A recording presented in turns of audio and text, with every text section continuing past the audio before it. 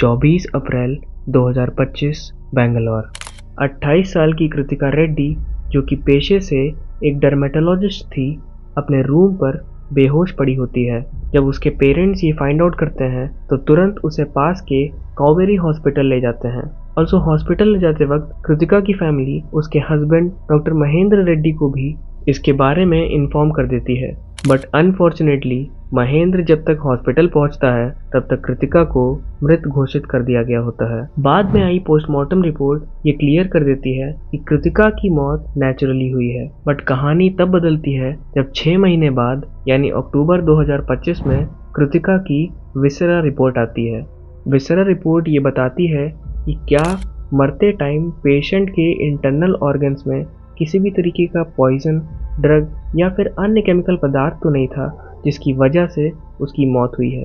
इस रिपोर्ट को आने में यूजुअली 15 से 20 दिन तक का समय लगता है। बट अगर कोई कठिन सर्कमस्टेंसेस हो या फिर पुलिस के कहने पर यह रिपोर्ट जल्दी भी दी जा सकती है। कृतिका के केस में किसी ने भी विसरा रिपोर्ट का जिक्र नहीं किया था क्योंकि पोस्टमार्टम में ये क्लियर कर दिया गया था कि कृतिका की मौत नेचुरली हुई है, इसलिए कोई भी इस रिपोर्ट का बेसब्री से इंतजार नहीं कर रहा था। बट 6 महीने बाद जब ये रिपोर्ट आती है तो सब कुछ बदल जाता है। कृतिका की विसरा रिपोर्ट के अकॉर्डिंग उसकी बॉडी में प्रोपोफॉल नाम का एक ड्रग एक्सेस अमाउंट में पाया जाता है।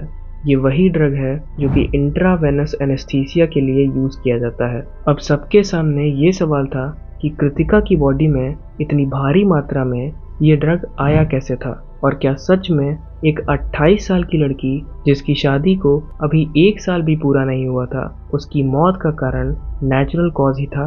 बाद में पता चलता है कि जवाब बहुत ज़्यादा उलझा हुआ था। बट ये जवाब जानने के लिए हमें कुछ टाइम पहले जाना पड़ेगा। ये बात है कृतिका की मौत के 1 साल पहले की, यानी 24 मई 2024 की। कृतिका और महेंद्र दोनों की शादी काफ़ी धूमधाम से होती है। इस प्री वेडिंग शूट में दोनों ही काफ़ी खुश भी नजर आ रहे हैं, और खुश हो भी क्यों ना, आखिर एक साथ एक ही हॉस्पिटल में काम करने वाले कृतिका और महेंद्र शादी के बंधन में बंधने वाले थे। यहाँ तक सब कुछ सही था, कोई प्रॉब्लम नहीं थी। बट शादी के कुछ टाइम बाद ये खुशी ज़्यादा देर तक नहीं टिकती है। शादी के कुछ टाइम बाद महेंद्र को ये पता लगता है कि कृतिका को ब्लड प्रेशर और पेट से रिलेटेड कई सारी प्रॉब्लम्स हैं, जिसके बारे में कृतिका की फैमिली ने उसे शादी से पहले नहीं बताई थी। इसके अलावा महेंद्र अपने और कृतिका के लिए एक प्राइवेट हॉस्पिटल खोलना चाहता था, जिसके लिए वो कृतिका के पेरेंट्स से बार बार पैसे मांगता रहता था। बट कृतिका के फादर के मुन्नी रेड्डी के पास उस टाइम पे उतना बड़ा अमाउंट नहीं था, और इसीलिए वो महेंद्र को पैसे देने से इनकार कर दिया करते थे। महेंद्र इन्हीं वजह से काफ़ी फ्रस्ट्रेटेड रहने लगा था, और शायद इसी वजह से धीरे धीरे उसके मन में कृतिका को लेकर काफ़ी हेट्रेड पैदा होने लगी थी। उसे ऐसा फील होने लगा था कि मानो कृतिका की फैमिली ने उसके साथ धोखा किया है, और अब वो ऐसे ही किसी मौके की तलाश में था जिससे वो कृतिका से अलग हो सके, और उसे ये मौका बहुत जल्द मिल जाता है।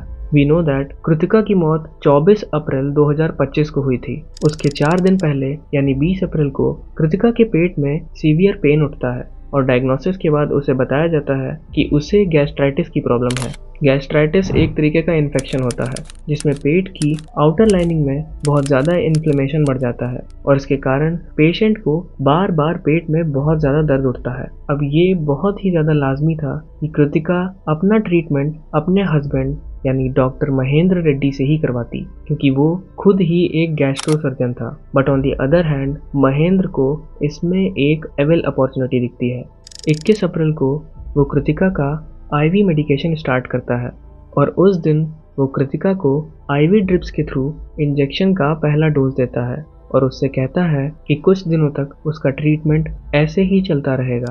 अगले दिन यानी 22 अप्रैल को महेंद्र कृतिका को मराठा हल्ली में उसके पेरेंट्स के घर ड्रॉप कर देता है ताकि वो वहां पर ठीक से रेस्ट कर सके। बट उसके अगले दिन यानी 23 अप्रैल को कृतिका को ड्रिप वाली साइट पर पेन होने लगता है, और वो महेंद्र से फोन पर इंसिस्ट भी करती है कि वो वहां आकर उसकी ड्रिप निकाल दे। बट महेंद्र व्हाट्सएप पर उसे ऐसा करने से मना कर देता है, और कहता है कि रात में आकर वो उसे इंजेक्शन का आखिरी डोज देगा जिससे वो पूरी तरह से ठीक हो जाएगी। और उसी दिन करीब रात के 9:30 बजे महेंद्र कृतिका के घर आता है और उसे इंजेक्शन का आखिरी डोज देता है। बट अनफॉर्चुनेटली अगले ही दिन यानी 24 अप्रैल को कृतिका की मौत हो जाती है। सभी को लगता है कि कृतिका की मौत का कारण नेचुरल कॉज ही था और महेंद्र उसकी फैमिली को कन्विंस करने में ऑलमोस्ट कामयाब भी हो गया था कि बॉडी का पोस्टमार्टम ना कराया जाए। But on the other hand Kritika की बहन doctor Nikita Reddy forcefully body का पोस्टमार्टम करवाती है और यहाँ तक कि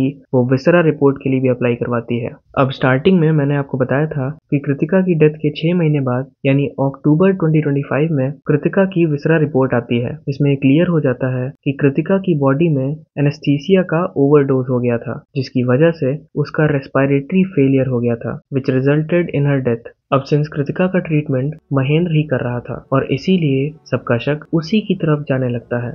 बट अक्टूबर में आई विसरा रिपोर्ट के बाद महेंद्र अपने घर से गायब था और किसी को भी ये पता नहीं था कि आखिर वो है कहाँ। पुलिस स्टेशन में कंप्लेंट फाइल करने के बाद पुलिस की इन्वेस्टिगेशन से 14 अक्टूबर 2025 को महेंद्र बेंगलोर के उडुपी डिस्ट्रिक्ट में पकड़ा जाता है। पुलिस तुरंत उसे अरेस्ट करके उसे पूछताछ शुरू कर देती है और 2 दिन बाद यानी 16 अक्टूबर को महेंद्र ये कन्फेस कर लेता है कि कृतिका की मौत नेचुरली नहीं बल्कि उसके द्वारा दिए गए ड्रग प्रोपोफॉल से हुई है। बट इसके अलावा 5 नवंबर 2025 को ये पता चलता है कि कृतिका के मरने के 4 महीने बाद महेंद्र ने अपने फोन से किसी लेडी को ये टेक्स्ट किया था कि मैंने तुम्हारे लिए अपनी पत्नी को मार दिया। फिलहाल ये मामला कोर्ट में है और केस अभी भी ओपन है। इन माय ओपिनियन वजह चाहे जो भी हो अपने पार्टनर की हत्या कर देना should not be an option and is not at all justified. अब अगर आपको ये वीडियो पसंद आई हो तो प्लीज इसे लाइक करिएगा और जितना हो सके इस वीडियो को शेयर करिएगा ताकि समाज में एक जागरूकता पैदा हो सके। मिलते हैं नेक्स्ट वीडियो में। टिल देन जागरूक रहिए, सतर्क रहिए और खुद का बहुत ख्याल रखिए।